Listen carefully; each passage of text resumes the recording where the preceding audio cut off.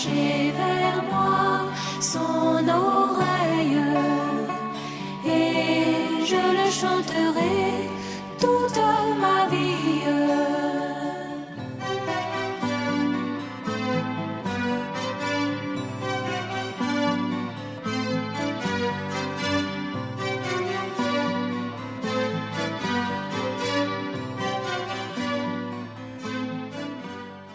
Que le nom du Seigneur soit loué. Nous avons prié pour ces sujets-là et nous devons les porter dans notre cœur chaque fois que nous nous approchons du Seigneur. Amen. Nous sommes vraiment prédestinés à porter les fardeaux les uns des autres.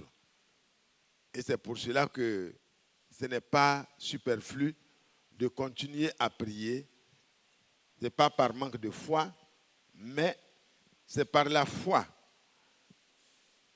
et la persévérance qu'on hérite des promesses que Dieu nous a faites. Nous croyons de tout notre cœur que le Seigneur est capable. Qui croit que Dieu peut guérir ces personnes-là? Et s'il y a des personnes dans cette assemblée encore, ou dans ceux qui nous entendent, qui ont des maladies dites incurables, qui sont devenues un cas de détresse pour eux ou pour leur famille, mettez devant Dieu votre problème avec foi. Pendant que le peuple de Dieu a prié, que des voix se sont élevées, dites Seigneur, cela concerne aussi mon cas. Amen. Croyez et vous le verrez s'accomplir. Dieu soit loué.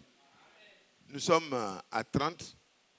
Nous allons essayer d'aller vraiment à l'essentiel.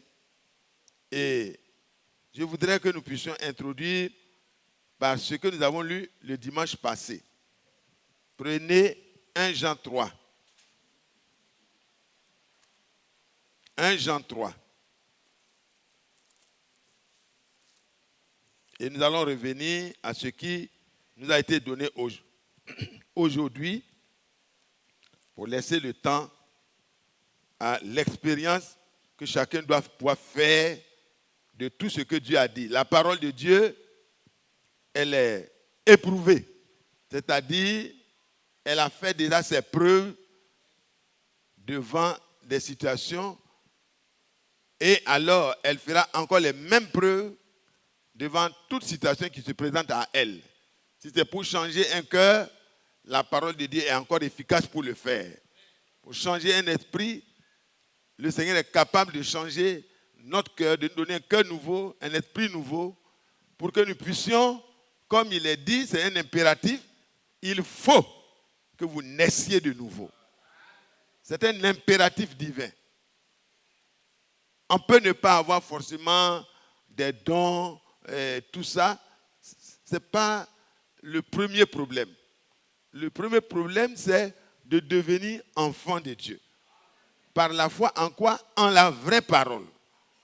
C'est pour cela que Dieu a commencé par l'envoi de son prophète pour rétablir la parole qui a été annoncée par le Seigneur au travers des prophètes et de ses apôtres. Cette parole-là, c'est en elle qu'il y a la vie. Il pourrait dire aux pharisiens, vous sondez la parole, vous fouillez les Écritures parce que vous croyez trouver en elle la vie.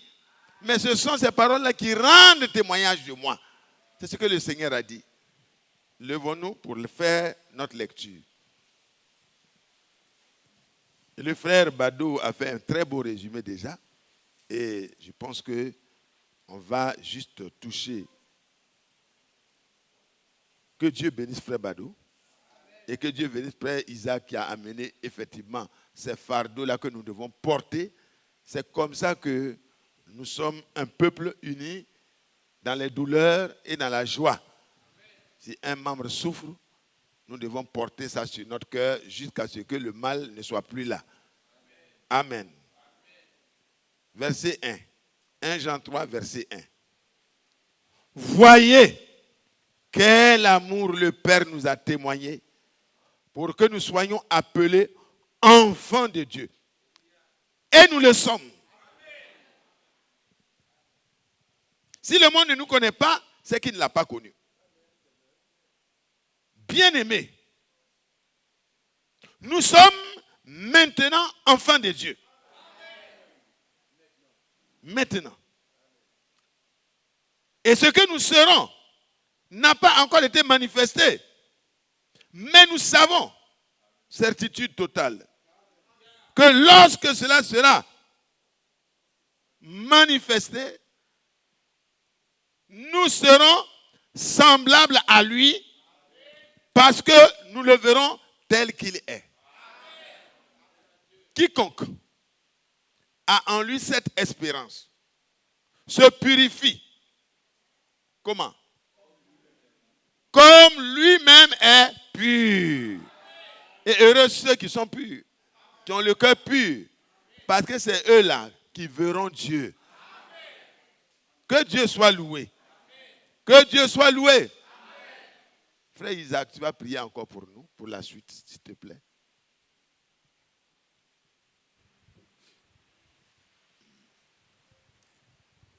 Notre bien-aimé Père Céleste, ta parole est une marche, est une lampe à nos pieds, une lumière sur nos sentiers. Elle est épée, et c'est une épée tranchante qui tranche, qui enlève tout ce qui ne te plaît pas. Ton peuple est devant toi. Ton serviteur a lu les premiers passages. Seigneur, nous sommes déjà enfants de Dieu. Amen. Par grâce. Amen. Nous n'avons rien fait pour l'être. Tu as dit, il faut que vous naissiez de nouveau. C'est toi qui nous as accordé aussi la nouvelle naissance. Nous sommes enfants de Dieu. Maintenant, nous le sommes. Amen. C'est une affirmation, une certitude que nous sommes enfants de Dieu. Total. Nous sommes ta propriété. Oui. Et le diable ne peut plus rien nous faire. C'est la vérité absolue. Mais un enfant qui naît grandit. Nous ne sommes pas encore arrivés là où nous serons. Mais tu as promis que cela va se manifester aussi. Quand nous y serons, nous serons semblables à toi. Seigneur, purifie-nous, mais toi-même. Purifie chacun de nous. Purifie moi qui parle. Purifie ton serviteur, purifie tout le peuple de Dieu. Afin que ce jour-là, nous soyons semblables à toi, Seigneur. Et que lorsque tu viendras, nous ayons la joie d'être enlevés. Amen. Avec toi, au nom de Jésus, nous t'avons prié. Amen. Amen. Merci, Seigneur. Veillons nous asseoir. Que Dieu soit loué. Quand nous lisons légèrement plus haut, nous voyons au verset 28, et maintenant, petits enfants, demeurez en lui, afin que lorsqu'il paraîtra, nous ayons de l'assurance et qu'à son avènement, nous ne soyons pas confus et éloignés. Amen. Ça, c'est vrai. Et le frère disait la dernière fois que nous avons un but élevé. Amen. Nous ne sommes pas là pour nous fréquenter seulement, mais c'est pour être enlevés. Nous sommes en train d'être préparés en vue de l'enlèvement. Mais avant que tu puisses avoir la certitude de l'enlèvement, il faut avoir la certitude que tu es vraiment enfant de Dieu. Si tu as cru que le Seigneur, comme il est écrit dans Galates 3, verset 14, le Seigneur a pris ta place. Verset 13, il nous a racheté de quoi? De la malédiction. Il a été le substitut qu'il fallait. En Égypte, c'était les agneaux, c'était les animaux qui ont été tués à la place des premiers-nés afin que Dieu les épargne. Alléluia. Et à la croix, le Seigneur a pris notre place et il a été sacrifié comme l'agneau parfait de Dieu afin qu'il obtienne pour nous une rédemption parfaite et éternelle. Hébreux 9, verset 12 et Hébreux 10, le verset 14 en parle. non seulement la rédemption est éternelle, mais nous avons été amenés à la perfection pour toujours. Amen.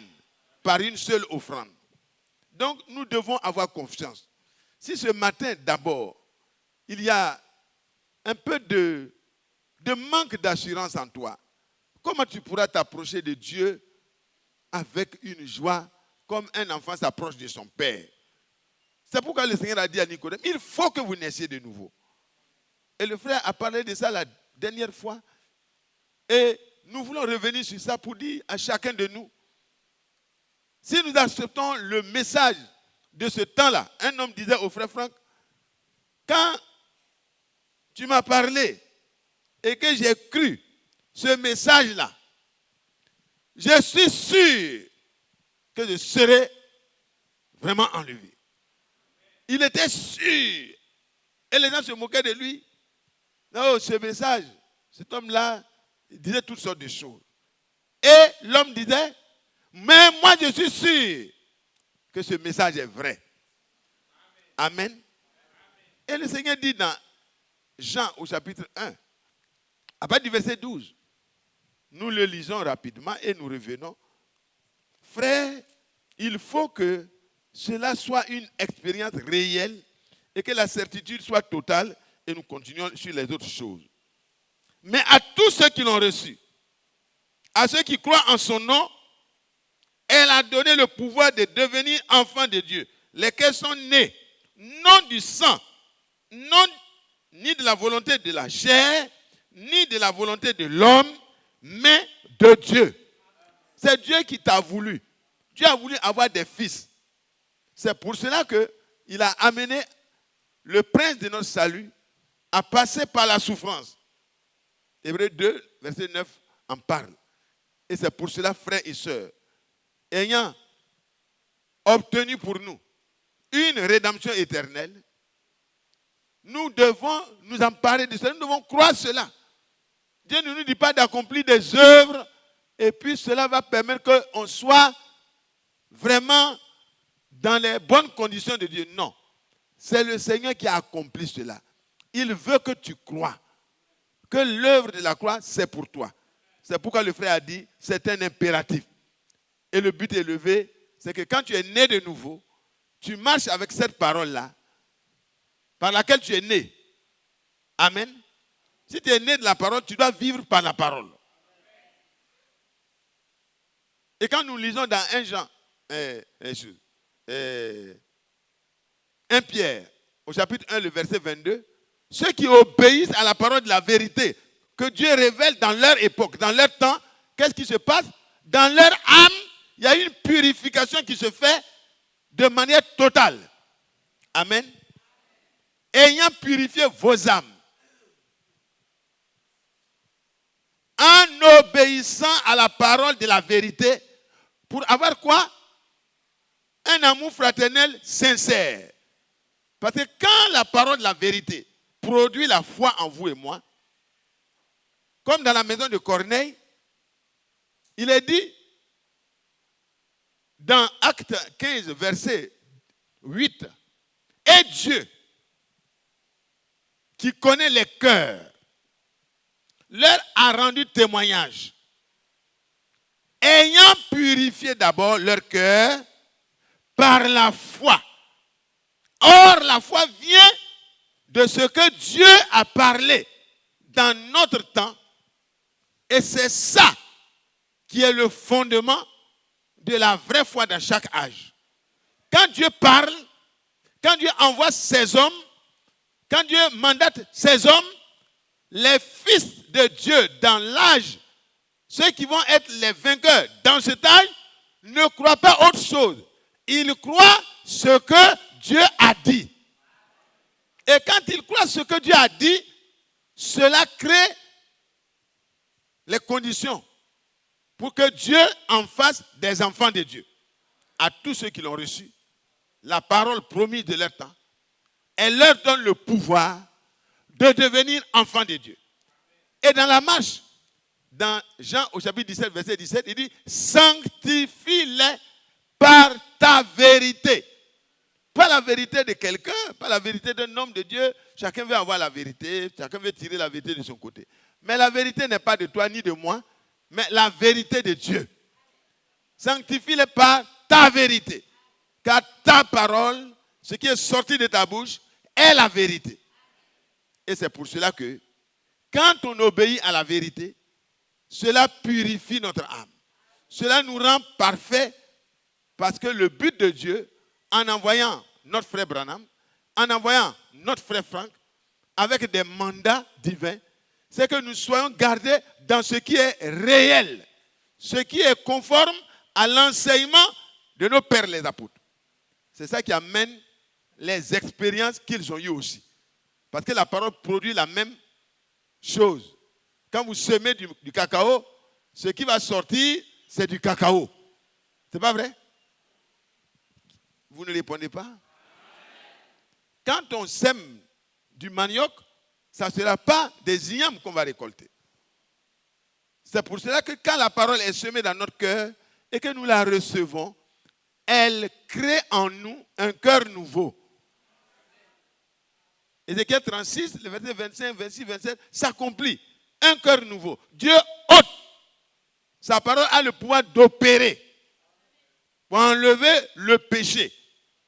Romains 3 nous en parle. À partir du verset 9, jusqu'à l'empire du péché s'étend sur tous les hommes. Et dans Jérémie, il dit, le cœur de l'homme, Jérémie 17, le cœur de l'homme, il est tortueux, il est méchant. Et cela est expliqué de manière, le contenu de ce cœur-là, c'est ce que nous voyons dans Romains 3, à partir du verset 10. C'est décrit clairement. C'est pour cela que Dieu ne peut pas venir s'asseoir dans ce cœur-là.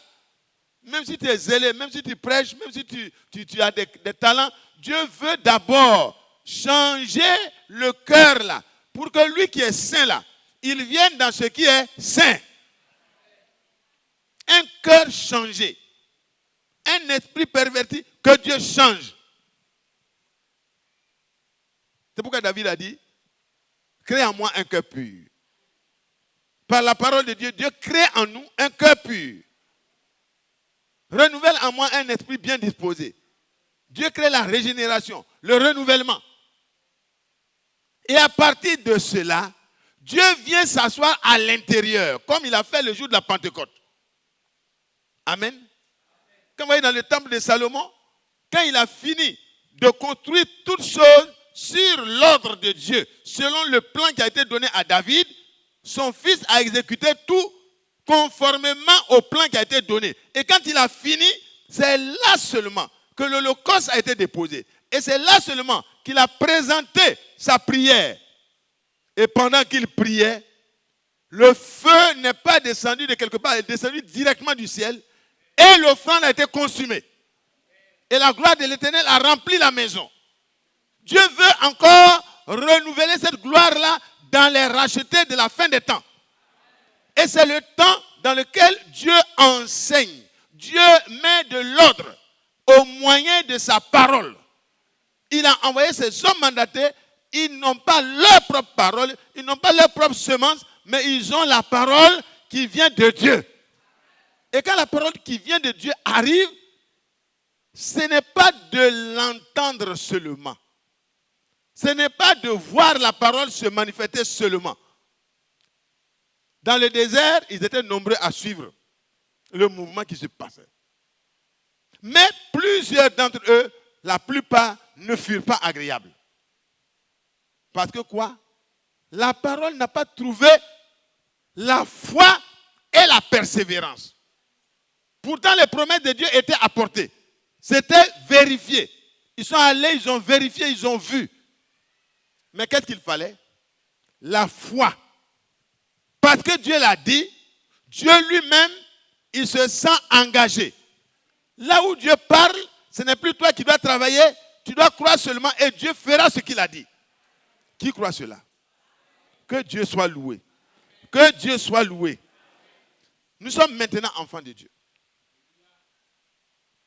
Parce que Jésus-Christ a donné sa vie pour ceux qui lui appartiennent. Et ceux qui lui appartiennent, le signe distinctif, c'est qu'ils croient ce que Dieu a dit. Ce n'est pas les déclarations, mais c'est la foi. Corée, Dathan, Abiram, ils ont dit, ah non, non, nous aussi, nous sommes le peuple de Dieu. Moïse, pourquoi tu veux faire comme si c'était toi et Aaron seulement? Ce n'est pas ça qui est le problème. Ce n'est pas d'être dirigeant ou pas, non, non. Ce qui était important, c'est qu'ils marchent tranquillement et qu'ils obéissent. S'ils avaient marché tranquillement, qu'ils avaient obéi, ils allaient tous entrer. La même nouvelle qui nous a été donnée. C'est pourquoi le frère a fait lire Hébreux 4. Craignons donc, pendant que la promesse d'entrer dans le repos de Dieu, où là, on n'a plus de palabres à se faire, mais on laisse l'Esprit de Dieu entrer, enseigner, travailler au travers de nous. C'est ça le repos. Quand l'Esprit du Seigneur arrive à purifier les cœurs par la parole, et que l'Esprit du Seigneur change, la parole de Dieu amène la transformation dans notre cœur, dans notre esprit, et que Dieu vient à l'intérieur pour régner, il commence son règne là, en toi, individuellement. Et quand Dieu règne en l'autre, il règne en l'autre, il règne en l'autre, nous sommes dans le même royaume, nous vivons de la même loi. Et il n'y a pas d'incompréhension. C'est là que nous nous reposons. Mais dit, craignons.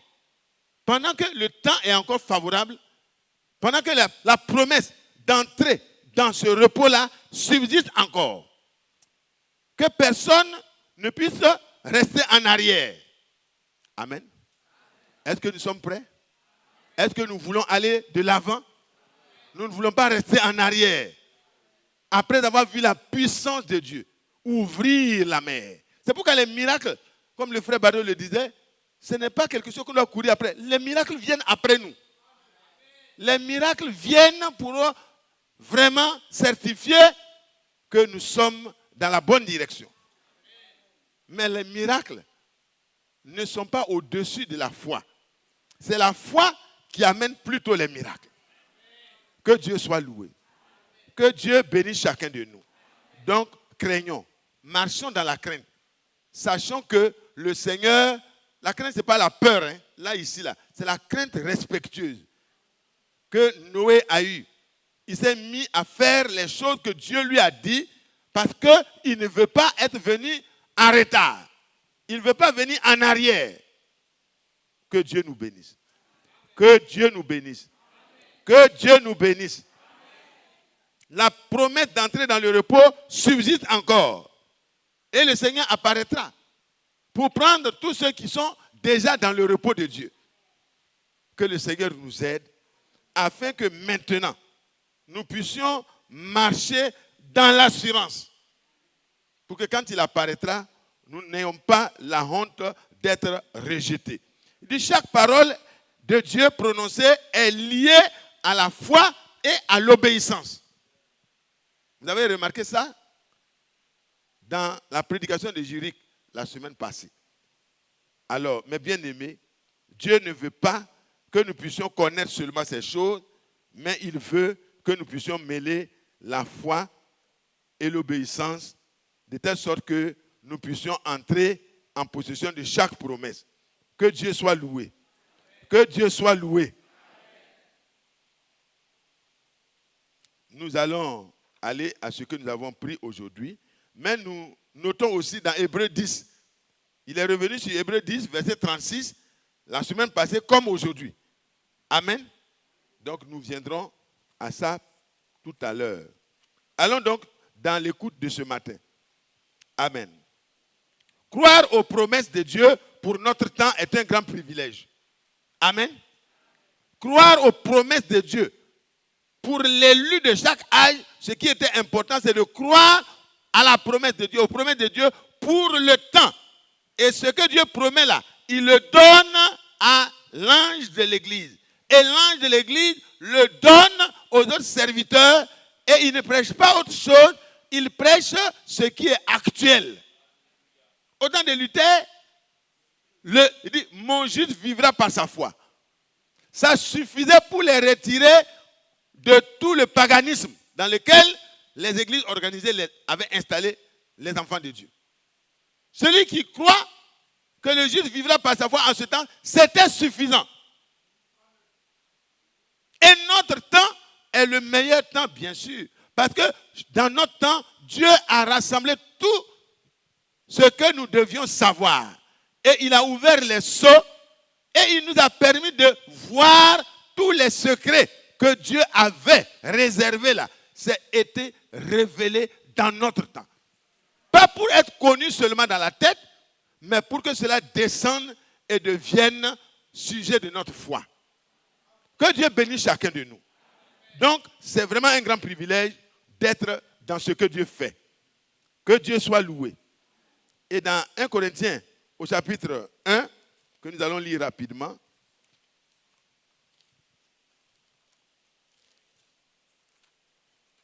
« 1 Corinthiens 1, le verset 7.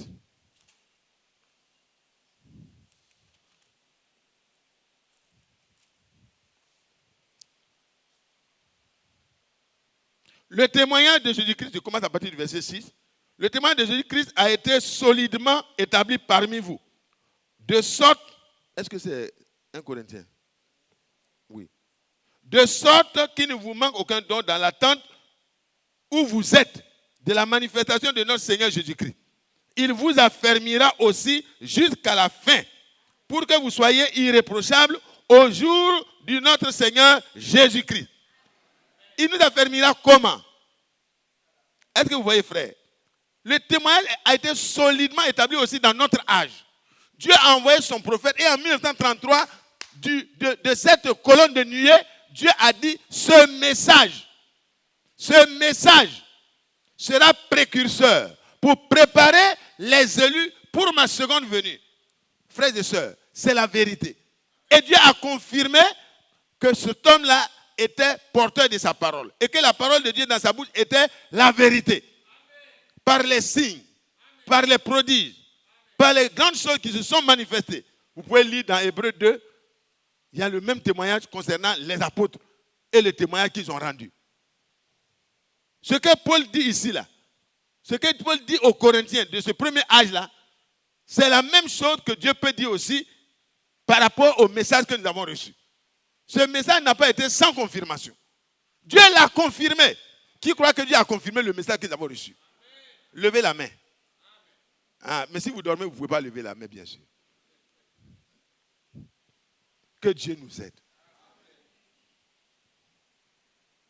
Et c'est pourquoi en 1933, pour donner vraiment une clarté, le Seigneur est descendu dans une colonne de feu, dans une colonne de lumière. Et il a parlé du haut des cieux. Il a dit, de la même manière que Jean-Baptiste a été envoyé, tu es envoyé. Lui, il est venu pour préparer ma première venue, mais ce message qui t'est confié va être précurseur. C'est-à-dire, c'est avec ça que la préparation de ma venue va se faire. Quand on parle de précurseur, c'est ce qui va en avant pour préparer. Amen. Qui croit cela? Il fallait que l'enseignement biblique et apostolique vienne pour que nous ayons la foi biblique et apostolique. Pour que les miracles et la manifestation de la puissance de Dieu, comme au temps des apôtres, soient rétablis. Donc Dieu ne tarde pas dans l'accomplissement de sa promesse. Au temps de Frère Branham, les cancers étaient guéris. Dans notre temps aussi, avant que le Seigneur vienne nous chercher, tous les cas de maladie qui seront apportés devant le trône de Dieu recevront une réponse parfaite. Ce n'est pas des déclarations, c'est Dieu qui l'a déclaré. Il dit quoi? De sorte qu'il ne vous manque aucun don.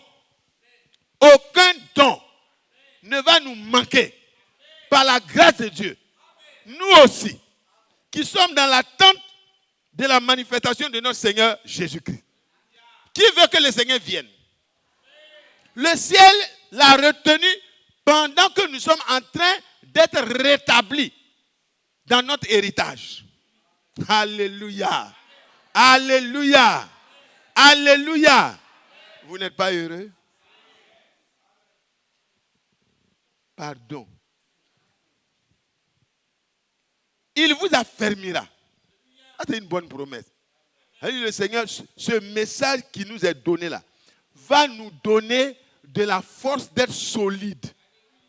nous allons nous aussi être solidement établis.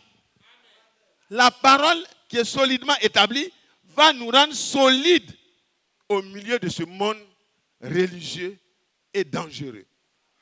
De plus en plus, ce qui est parfait, ce qui est pur, c'est ça que les hommes de ce monde appellent impur. Et ce qui est pourri, c'est ça qui est approuvé. Mais le Seigneur te donnera d'être encore plus pur, plus. Parce que celui qui se souille va continuer à se souiller davantage, et celui qui se sanctifie en laissant la parole de Dieu opérer les changements dans son âme, il va devenir de plus en plus pur. Parce que le Seigneur va se présenter à lui-même ce jour-là, une épouse qui sera sans tache, ni ride, ni rien de semblable. C'est pourquoi il vous affermira jusqu'à la fin. Amen. Un affermissement total. Oh, quand je regarde ça, je suis heureux. Frère Isaac, ce n'est pas le corps de gloire seulement. Avant le corps, nous allons recevoir un affermissement dans notre foi. Et les gens vont voir le résultat de notre foi. Et quand on priera, même si tu es dans les quartiers, tu es seul là-bas, les cas que les voisins savent que tu es chrétien, ils vont venir vers toi là. Tu n'auras pas la honte. Dieu va montrer que tu crois la vérité. Que la parole de Dieu dans ton cœur est la vérité. Et quand tu vas sortir, tu vas dire Dieu peut guérir, Dieu peut relever, le Seigneur va confirmer ça. Alléluia. Il dit, il vous affermira. Et vous rendra irréprochable. Irréprochable. Ça veut dire que les défaillances que nous avons dans notre marche là, dans la promesse du Seigneur, il va ôter tout cela. Par quel moyen? Par la parole. La parole a le pouvoir de transformer. Et il dit dans 1 Thessaloniciens 5, verset 23, que le Dieu de paix vous sanctifie lui-même tout entier, et que tout votre être, l'esprit, l'âme et le corps soient conservés irrépréhensibles lors de l'avènement de notre Seigneur Jésus-Christ. Il est encore question de l'avènement, de l'apparition de notre Seigneur Jésus-Christ. C'est ça que le message est venu préparer. Frères et sœurs, vous croyez? Si vous croyez, Dieu manifestera que c'est vrai. Dans la maison de Corneille, ils ont cru. Et la foi a purifié leur cœur. La foi a permis au sang de Jésus-Christ d'ôter le cœur méchant et de transplanter le cœur nouveau. Un esprit pur, un cœur pur. Et la parole pure de Dieu, elle a de la place à l'intérieur d'un tel cœur. Que Dieu soit loué. Et s'il y a des choses qu'on n'avait pas bien compris, des comportements qu'on avait dans la maison, avec le mari, avec la femme, avec les enfants, quand Dieu, par sa parole, met de l'ordre, vous n'aurez même plus à faire beaucoup de bruit. Tout va marcher. Parce que dans le temple de Salomon, quand ils ont taillé toutes les pierres, au moment de la construction du temple, alléluia, il n'y avait plus de coups de marteau. Tout était réglé. Chaque chose partait à sa place. Et quand ils ont fini de tout construire, pendant que l'homme de Dieu priait, Dieu a manifesté sa présence glorieuse. Je crois que le travail que le frère Franck est en train de faire dans le Seigneur, mandaté qu'il est, c'est vraiment de préparer chacun de nous. C'est l'Esprit de Dieu au travers de lui. Pour que nous puissions rentrer à la place qui est la nôtre en Jésus-Christ. Et que Dieu manifeste bientôt sa gloire. Nous serons rendus parfaits et irrépréhensibles. Et dans Éphésiens, au chapitre 5, le verset 27 aussi, il est parlé du Seigneur qui va vraiment se présenter à lui-même une épouse qui est devenue parfaite. Amen. Sans tache, ni ride, ni rien de semblable. Comment cela va se faire? Est-ce que c'est en faisant des efforts personnels? Non. On n'a pas dit qu'on ne doit pas faire tous vos efforts. Ça veut dire qu'on doit se mettre dans les dispositions pour mettre à la disposition de Dieu notre cœur, notre vie. Ça, c'est l'effort que nous devons faire. Mais la suite, c'est lui-même qui le fera. Et c'est ce que nous avons lu dans 1 Thessaloniciens, au chapitre 5, le verset 23.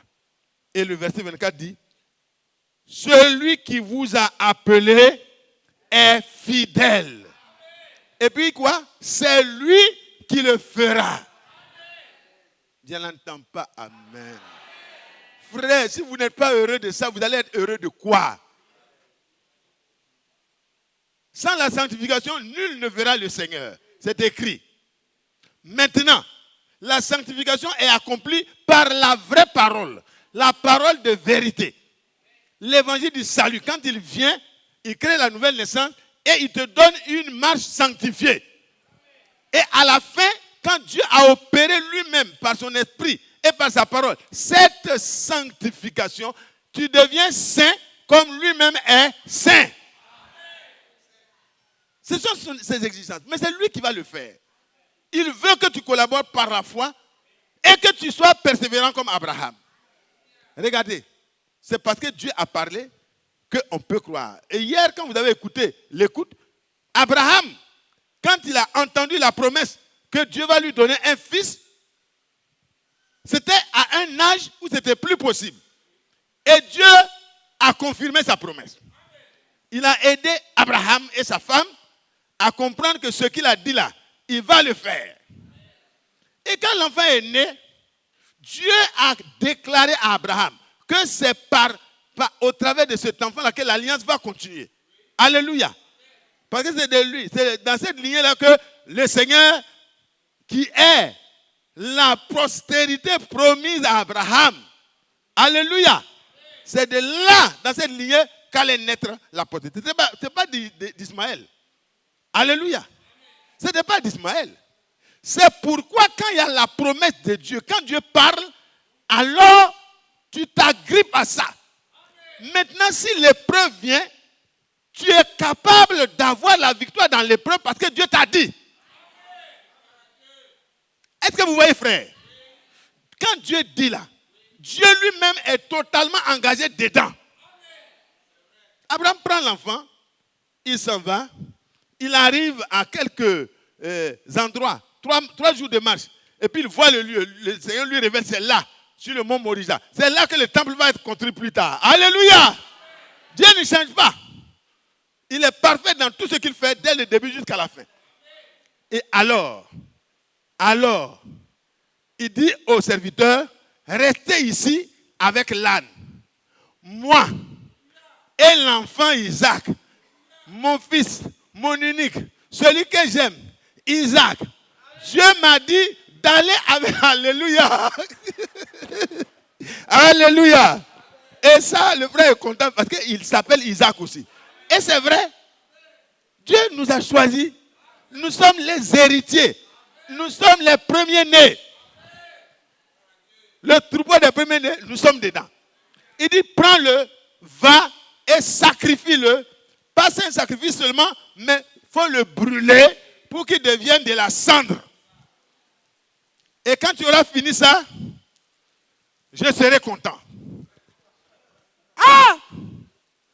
Mais qu'est-ce qui a donné la force à Abraham? Allez-y dans Hébreu. Frère, c'est important que nous puissions aller d'écriture en écriture pour voir que Dieu là, il ne nous tend jamais un piège. Ce qu'il nous dit là, si nous appuyons sur ce qu'il nous a dit, nous aurons la force de faire ce qu'il a dit. Verset 17. Hébreu 11, verset 17. C'est par la foi.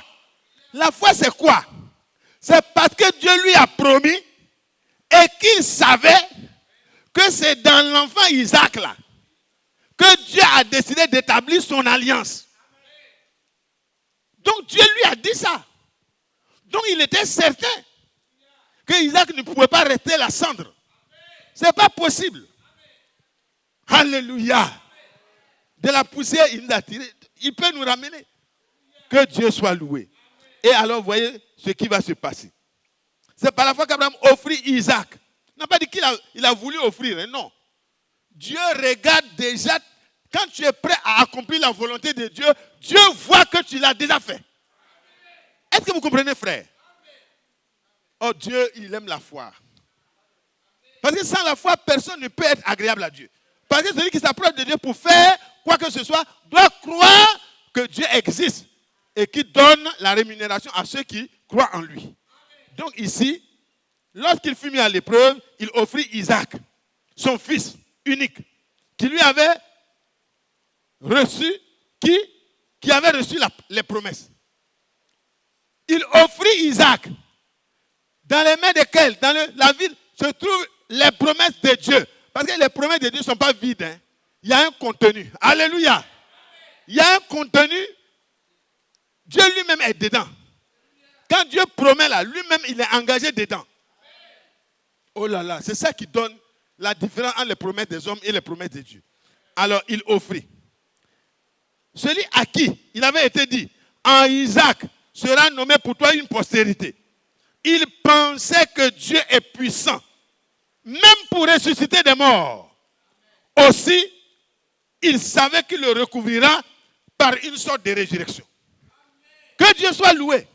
La résurrection naturelle, normale, c'est le corps qui est mort, qui est couché ici, et puis la vie rentre, et puis la personne ressuscite.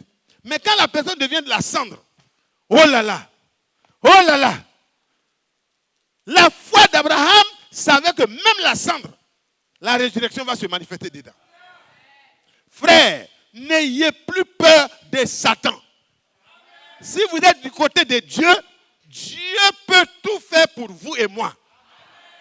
Tout est possible à celui qui croit. Oh, que Dieu soit loué. C'est tellement merveilleux. Et Abraham a fait le sacrifice. Et Dieu dit, comme je vois que tu as fait le sacrifice, ce n'est même plus la peine de terminer. Alléluia. C'est terminé déjà. Dans mon âme, dans mon esprit, je vois que tu as déjà fait. Voici ce que tu as prophétisé là. Tu as dit à ton fils que le Seigneur lui-même donnera l'agneau du sacrifice. Mais voici le bélier. Que Dieu soit loué. Un gros bélier retenu dans les cornes. Alléluia. Je ne sais pas, tous ceux qui font Tabaskile, il n'y a pas eu un mouton aussi joli, aussi merveilleux, aussi céleste. Ils n'ont même pas, parfois de l'argent, il faut cotiser pendant longtemps. Mais là, Abraham a vu ce que Dieu a donné directement. Oh, frères et sœurs, obéissons à Dieu. Faisons-lui confiance.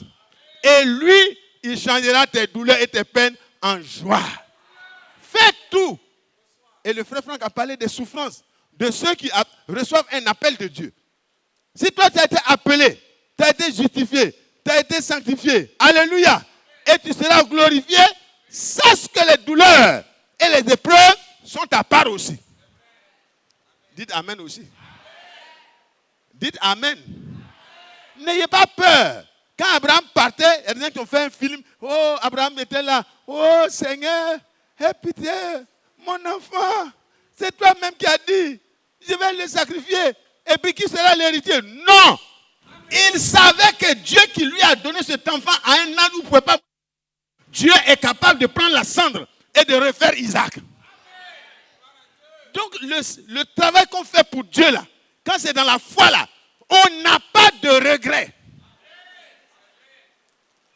La foi n'est pas avec des regrets. C'est l'incrédulité qui calcule. Oh, que Dieu soit loué. Merci pour la pluie. Alléluia. Même si je vous libère maintenant, vous ne pouvez pas partir. Donc on est ensemble. Et merci Dieu, tu es bon. Que Dieu vous bénisse. Que Dieu nous bénisse. Juste quelques minutes encore et puis on va arrêter à chanter peut-être. Alléluia. Que Dieu soit loué. Que Dieu soit loué. Acte 14, verset 22. Donc, voyez frère, quand la foi est là, on peut aller de l'avant et Dieu lui-même précède notre marche. Que Dieu soit loué, qu'il soit glorifié, qu'il soit exalté, qu'il soit acclamé. Alléluia. Oh, c'est merveilleux. Il y a tellement de bonnes choses qui ont été dites, mais il faut qu'on aille rapidement à l'essentiel, parce que vous avez suivi comme moi, et frère Bado a fait un très beau résumé. Que Dieu soit loué. Que Dieu soit loué.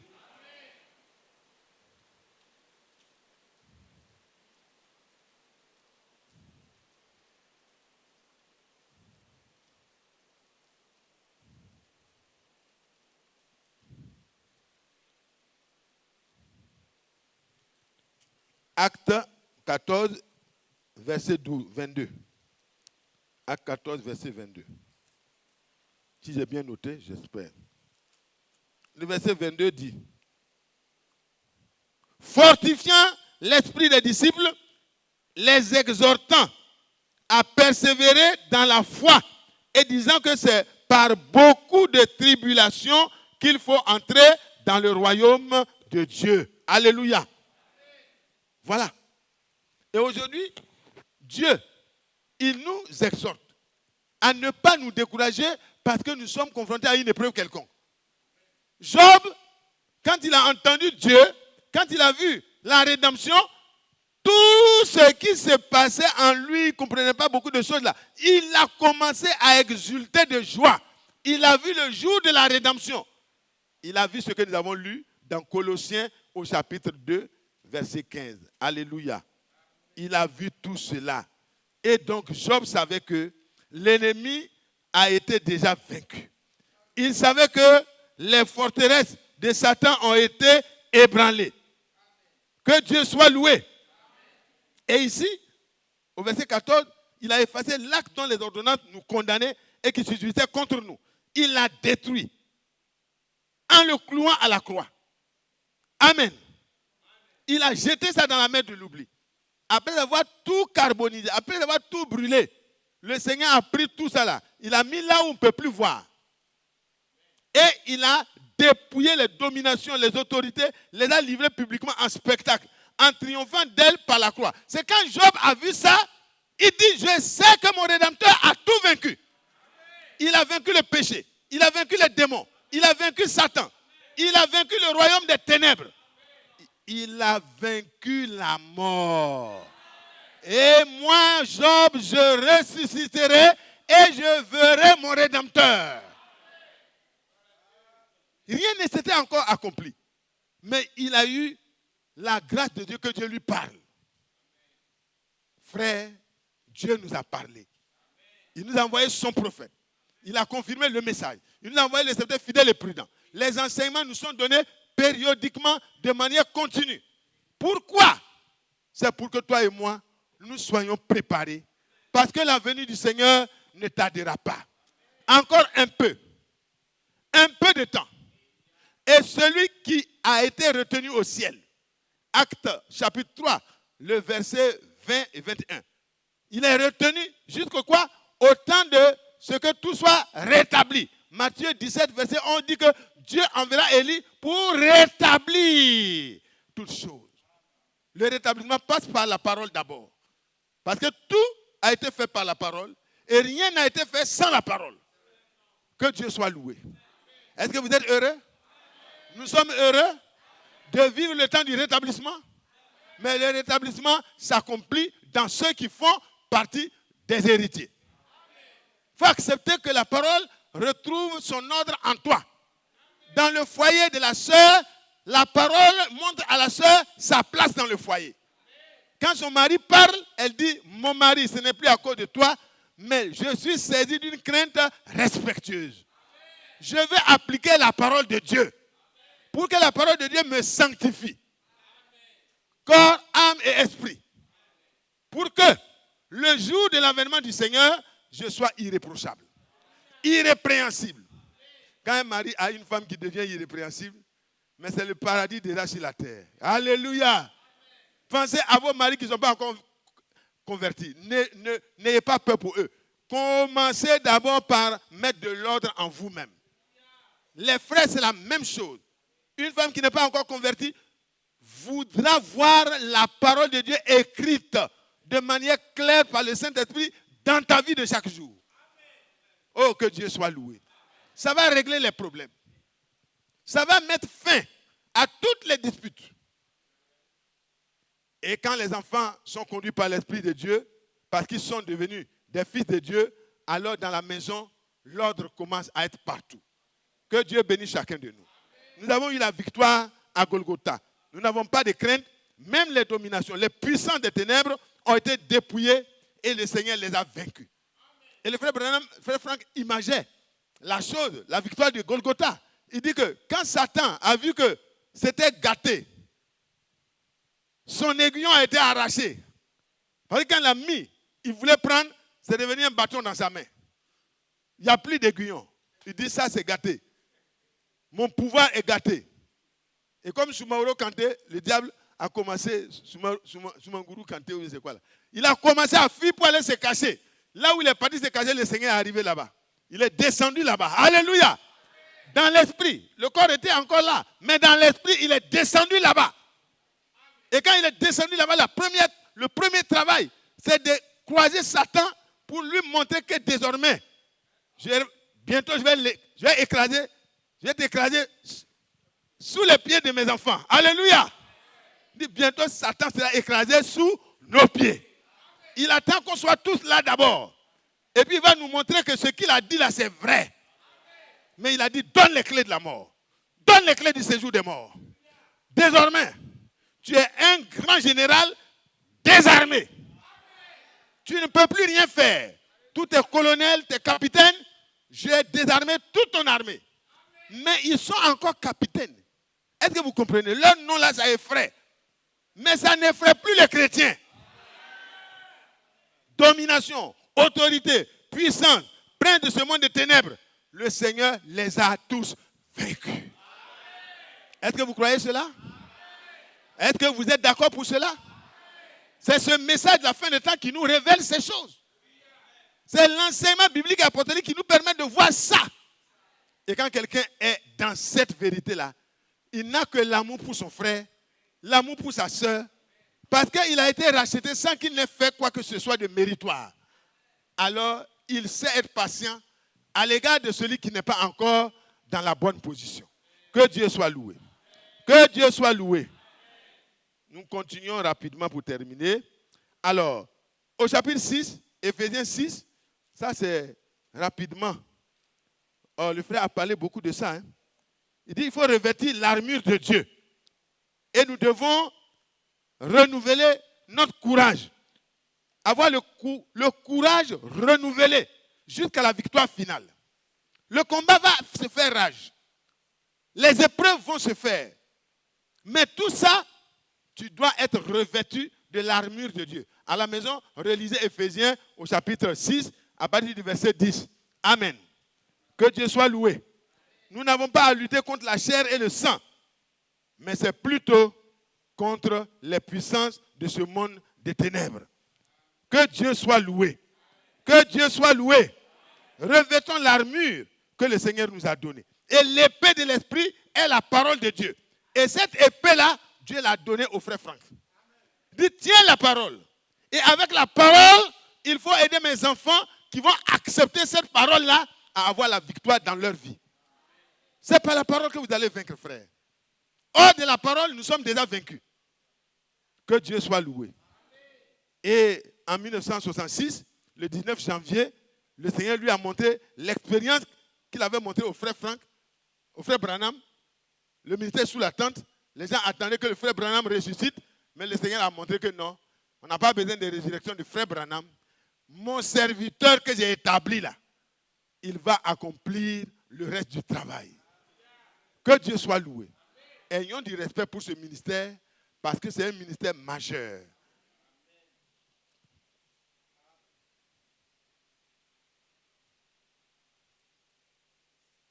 La foi vient uniquement de la parole de Dieu révélée, prêchée par celui que Dieu a envoyé. Amen. Si la parole n'a pas été révélée, tu ne peux pas avoir la foi. Mais c'est quand Dieu utilise une langue qu'il a prédestinée, c'est là que la révélation sans tâche vient. Et ça produit en vous et moi une sanctification totale et parfaite. Que Dieu soit loué. Que Dieu soit loué. Que Dieu soit loué. J'ai révélé ton nom à ceux que tu m'as donnés du milieu du monde. Ils ont gardé ma parole. Qui connaît le nom de Jésus?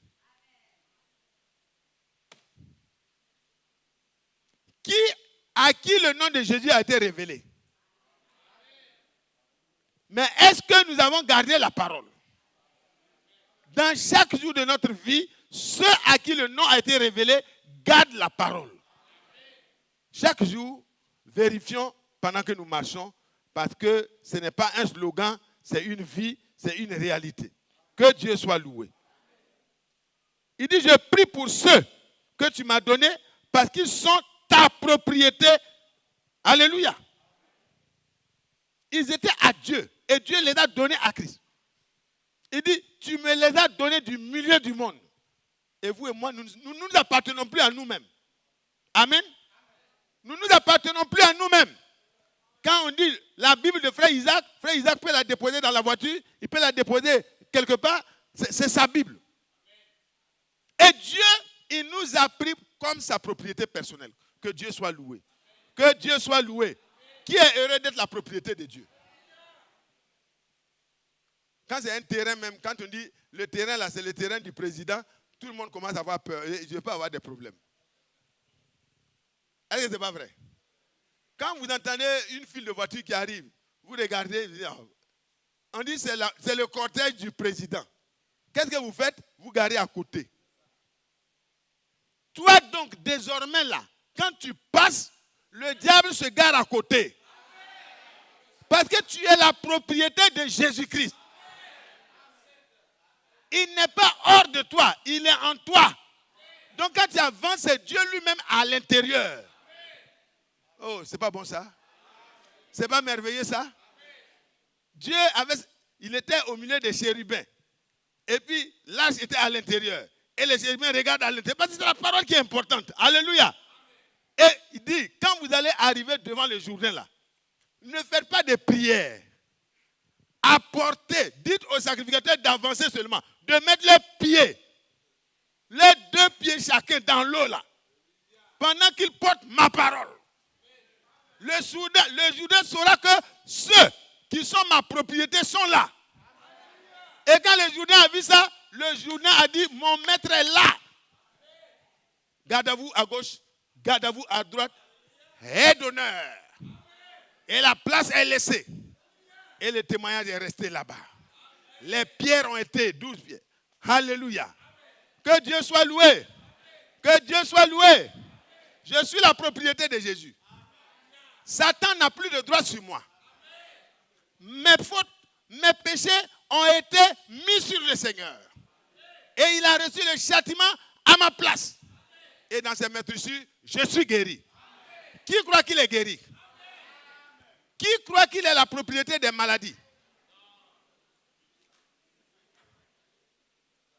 Qui croit que la maladie a droit de citer pour venir tabernacler et vivre avec ses amis pour amener d'autres maladies? Il y a une qui entre et puis elle envoie d'autres encore, et puis après ils appellent le patron qu'on appelle la mort. Mais quand toi tu es la propriété de Jésus, ta vie ne dépend plus de ces personnes-là. Si la maladie vient, tu lui dis tu es venu en retard. La guérison que mon père m'a promise là, elle est déjà là. Mais ce n'est pas la foi, ce n'est pas une déclaration. Alléluia. Alléluia. Alléluia. Par ces maîtresses, nous avons été guéris. Ce matin-là, tu dois ressortir avec ça. Tu dois dire à Satan, je ne m'appartiens plus. Je suis la propriété de Jésus. Allez-y. La précieuse, elle n'a pas la force. Hein. Elle n'a pas beaucoup de force. Moi aussi, je ne suis pas très fort, mais si vous amusez avec la précieuse, en tout cas, vous allez me découvrir. Est-ce que vous comprenez? Parce qu'elle est ma propriété. Même mes amis n'ont pas le droit de s'amuser avec elle. Mais comment vous et moi, nous sommes la propriété privée du Seigneur et nous avons peur de tout ce qui peut arriver. Nous ne devons plus avoir peur. Marchons selon la parole. Écoutons les enseignements qui nous sont donnés périodiquement. Réécoutons et mettons de l'ordre partout. Bientôt, il apparaîtra. Mais avant d'apparaître, il montrera que c'est nous qui avons été choisis pour aller dans le trône. Les gens ne seront pas étonnés de notre enlèvement. Hein, parce qu'avant notre enlèvement, nous recevrons les témoignages comme Enoch que nous sommes agréables à Dieu. C'est irréprochable, sans tache, ni ride, ni rien de semblable. Sur la terre, dans ta famille, dans ton foyer, dans tous les endroits où tu passes, les gens se rendront compte que quelque chose de particulier est en toi. Pourquoi? Parce que tu as fait quelque chose de particulier? Non. Parce que le Seigneur a fait quelque chose de particulier. Ce jour-là au calvaire. C'est pourquoi dans Apocalypse 5, les anges et tous ceux, les êtres célestes étaient dans la joie au sujet de la rédemption. Parce qu'ils voyaient déjà chacun de vous et moi. Dans tous les méandres dans lesquels le diable nous avait conduits, nous sommes sortis. Et les gens peuvent se demander, mais qui sont ces gens? Ils disent, ce sont des gens jadis, pauvres, esclaves de Satan. Que Jésus-Christ est allé racheter du marché des esclaves. Que Dieu soit loué, qu'il soit glorifié, qu'il soit exalté. La pluie est finie, moi aussi j'ai fini. Que Dieu vous bénisse. La prochaine fois, si Dieu le veut, Dieu achèvera son œuvre avec son église épouse et viendra la prendre. De la même manière qu'il s'occupe d'Israël, il a ramené Israël, il est en train de les débarrasser de tout ce qui les encombre. Le Seigneur a ramené son église sur le fondement des apôtres et des prophètes. Il va nous restaurer complètement. Et il va venir en nous. Et il va faire une dernière action sur la terre pour montrer que nous sommes sa propriété. Les maladies qui ont traîné dans notre corps vont fuir même avant qu'on les chasse. Que Dieu se montre seulement. Et l'on verra dans un moment que toute la place est abandonnée. Les cancers, les hépatites, les quoi, tous les noms que vous pouvez citer. Hein? On dit quoi? Toutes les vilaines maladies là. Mettez-les sur la liste et dites, nous sommes la propriété du Seigneur. Désormais, nous ne sommes plus d'accord pour accueillir ces étrangers-là. Notre maître nous a donné un étranger. C'est la guérison. Et même ce n'est même pas un étranger, c'est le patron qui l'a envoyé. La guérison. Que Dieu bénisse chacun de nous. Nous croyons que nous pouvons relire tout le reste à la maison. Le frère Bado a déjà dit une grande partie. Le salut, voyez, le message du salut accomplira le perfectionnement des rachetés. Amen. Notre perfectionnement sera total. Colossiens 1, verset 11 nous dit que si nous connaissons la volonté de Dieu, alors elle nous permettra d'arriver à la perfection. Vous pouvez lire ça aussi à la maison. Que Dieu nous bénisse. Nous nous glorifions vraiment du sang de Jésus-Christ, de la parole de Jésus-Christ et de l'esprit de Jésus-Christ. Amen. Parce que la rédemption a été accomplie et la perfection est en train d'être atteinte par ce moyen que Dieu a prédestiné. Que Dieu bénisse chacun de nous. Qui est heureux? Qui est heureux d'appartenir à Jésus-Christ? Qui est heureux d'être la propriété de Jésus-Christ? Qui est heureux d'être l'épouse de Jésus-Christ? Levez la main. Levez-vous. Rendons grâce à Dieu. Disons au Seigneur, désormais, je ne veux plus que quelque chose d'autre domine sur moi. Je suis ta propriété. Une fiancée ne reçoit pas des instructions à gauche, à droite. Elle écoute ce que son fiancé veut. De telle sorte que le jour-là, son fiancé, quand il va le voir, il va dire, voilà, c'est exactement ce que je voulais là. La robe là, c'est bien comme je veux. Les chaussures là, c'est bien ce que je veux. Alléluia. La coiffure là, c'est bien ce que je veux. Et puis ta forme là, la nourriture que t'a donnée là, ça t'a donné la bonne forme. Et le Seigneur, il est capable d'accomplir cela. Je laisse la place à notre frère Badou.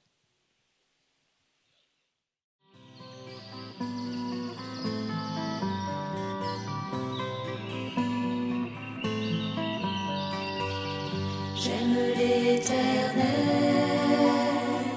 car il entend ma voix. Il a penché vers moi.